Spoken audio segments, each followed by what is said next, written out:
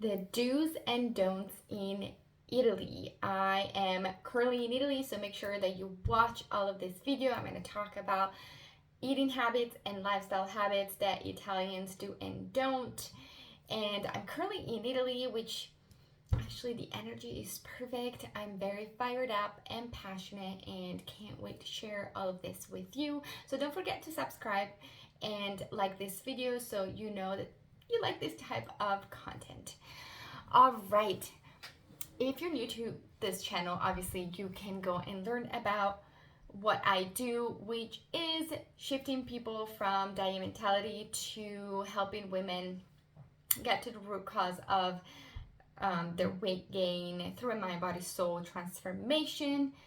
But I have been here visiting my family in Italy, the northern part of Italy, for the past week. It's been an amazing journey. I'm finally out of the time zone challenge and finally sleeping, and oh my god, I'm leaving again on Saturday to go back to California, so another change coming up. But I promised myself that I would integrate back into my culture, because for the past 7 years I've been in California, so I had to integrate with that culture in order to, I wouldn't say fit in, but just to make sure that I can eat dinner at 5 p.m. like California does, right? All my friends invite me for dinner at 5 or 6, and I needed to fully integrate there, because over here we eat dinner at 8, 9, 10 p.m. Last night I was having dinner at 10:30 p.m. Anyway, side note, the do's and the don'ts of the Italian culture. And I think this is helpful for all of you, because so many of my clients really ask me, how much should I eat? What's a normal portion? And what ingredients should I introduce and avoid? Because obviously there are a lot of differences, and I need to say this, that Italians have a great concept of what high quality food is, and they make sure that they find that quality and they eat quality. I mean, it's such a very interesting but very big cultural difference that I think it's amazing. And a lot of women there in America, they need to understand what is healthy and what is not. So I hope that this video is helpful for you too. Okay, so let's just say that the portions here in Italy are smaller. And I grew up that way. So when I went to America, I was like, what is a 16-ounce coffee?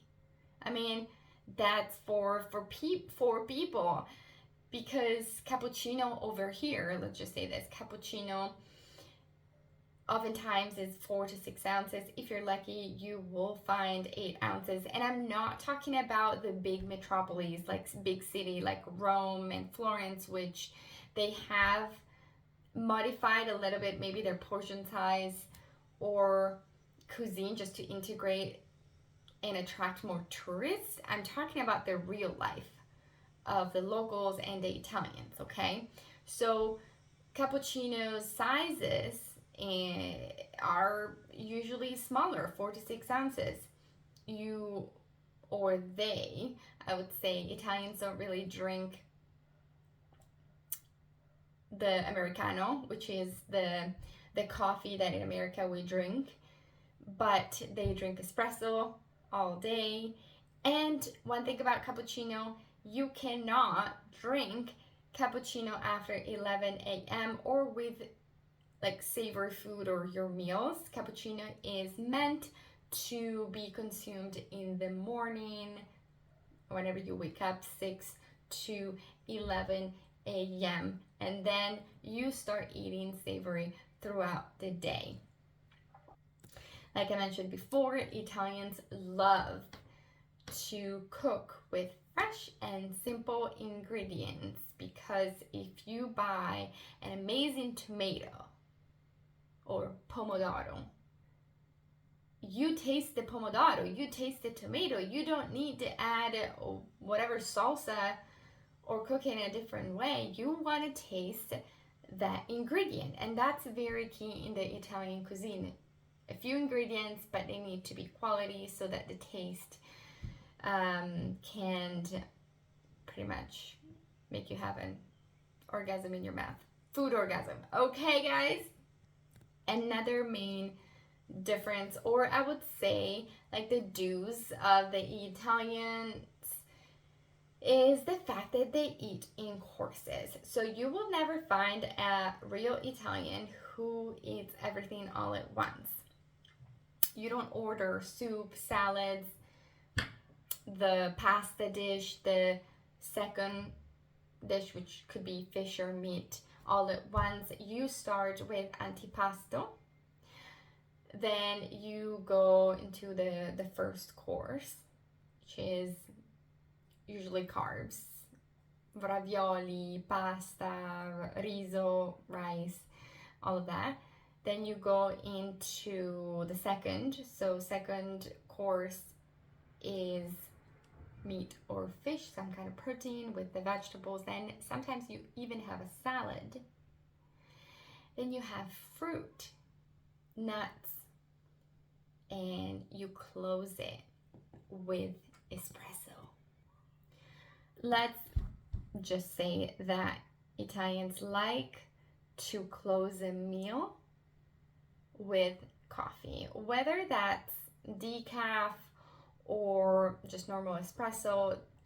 It's a finishing act, which honestly I truly love. Coming back here, I've integrated back into my habits. I don't know what's gonna happen when I go back in California, but for right now, this is what I'm doing. The next do's that Italians do, they usually have fresh bread baked that day on the table every day for lunch and dinner to accompany the meal. Also, the don'ts, like Italians never put chicken or pineapple on the pizza. Pepperoni pizza in Italian, it's not common, and pepperoni means bell pepper. So if you are looking to eat salame picante, the spicy salami on the pizza, make sure that you say salame picante, not pepperoni. If not, they are going to give you grilled bell pepper if they have any. Another thing is the real Italian does not usually have a savory breakfast. Over here, they have a sugary, sweet breakfast.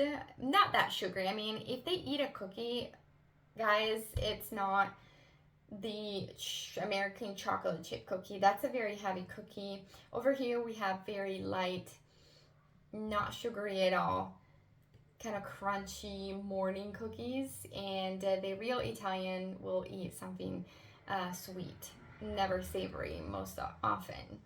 I've integrated that in my lifestyle and diet because I feel good, but other than that, a real Italian doesn't do that. And another thing is that when they serve you a salad, they only have one option, which is olive oil, salt, pepper if you want pepper on your salad, and vinegar if you want vinegar. That's it. There are no salad dressings. And I think that's actually very healthy because less sugar or salt introduced in your daily diet. And I really love my salad or veggies or grilled veggies with a bit of olive oil, salt, and pepper. And last thing, let's not forget that, at least when I was younger, I've never had meat or ribs with barbecue sauce. Right now, they're integrating that a little bit, but usually we do not cook with barbecue sauce all the time, and I found this pretty common in California. I mean, I go to farmers market and they are cooking and serving ribs with barbecue sauce, or friends that are having barbecue, they put that barbecue sauce, and to me that tastes super sweet. I don't even like it. And vinegar and salt, vinegar and sugar in the same flavor and taste. And I personally, my opinion, I don't personally enjoy that in as a flavor. Some people really do, but I want to encourage you to look at all of this added salt and sugar in your meal, and to see if you could reduce it or make it kind of like a treat, because overall we want to seek a balance. And I'm not saying Italians are super everything right. I have my opinion even about the Italian lifestyle and diet these days, because I have changed so much that now I have savory, maybe sugary breakfast sometimes. I don't eat as much sugar, and I know Italians love sugar all the time. They really do, but the foods that we have here and the options are not as sugary as America. So all of those differences. Anyway, that's not the video where we're going into this. But if you like this video, click like it, subscribe so you don't miss any updates. And I will see you in the next video.